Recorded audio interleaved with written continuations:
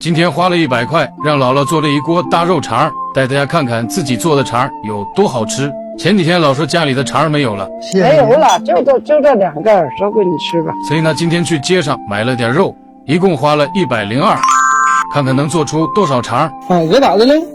这鹅不知道啥玩意儿咬了，哎呀妈呀，马菲菲，哎呦我天哪！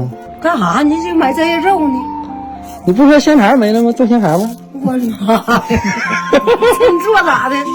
对，今天老家的鹅不知道让什么咬了，可能是够呛了。他就这么一口俺男的咬的，够呛的，他咬坏哪儿了？这不是？自己家做肠呢，先切一点大块的瘦肉，这样吃起来口感更好。我买这些肉得花多少钱呢？没多少，我老爱吃，咱做呗就。你要别乱花了，挣钱不容易。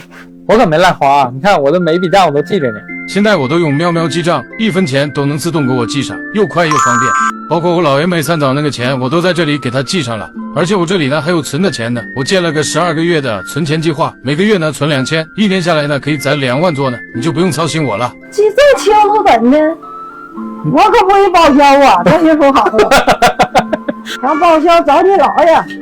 找他姥爷报啥呀？报锅。还报锅了呢，那当时。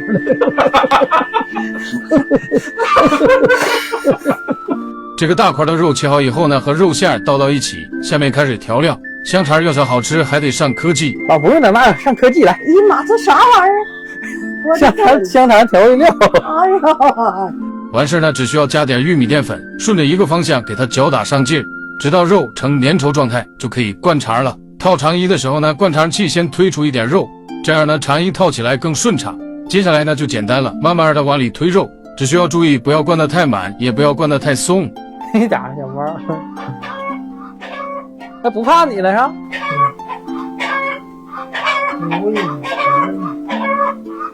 一家的，这下蹦挺快。都灌好以后呢，隔一小段打一个结，拿到外面风干4小时，这样可以让外皮更脆。老家呢苍蝇太多了，用纱布呢给它罩起来。经过4个小时的晾晒，表皮干了就可以拿回来蒸了。老说这个呢煮也可以，但是呢得一直看着，不能让水烧开。蒸呢就比较省事了，放帘上扎眼排气，凉水上锅蒸，保持中小火，水开计时，给它蒸30分钟。正宫呢老是捡鸡蛋，说这个小公鸡已经够大了。能杀吃肉了吗？那你要吃就能杀。走吧，开锅了吧？到点了。好嘞，来吧。汉堡呢？我这个衣服就是汉堡囊啊。哦，香肠终于可以出锅了。来啦，一大脸香肠。老爷吃饭了。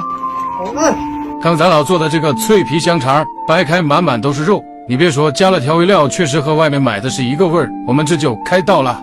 老爷子，来，给你做个大香肠，多吃点儿。吃饿了，这大香肠整的好，我吃这么点也没饱。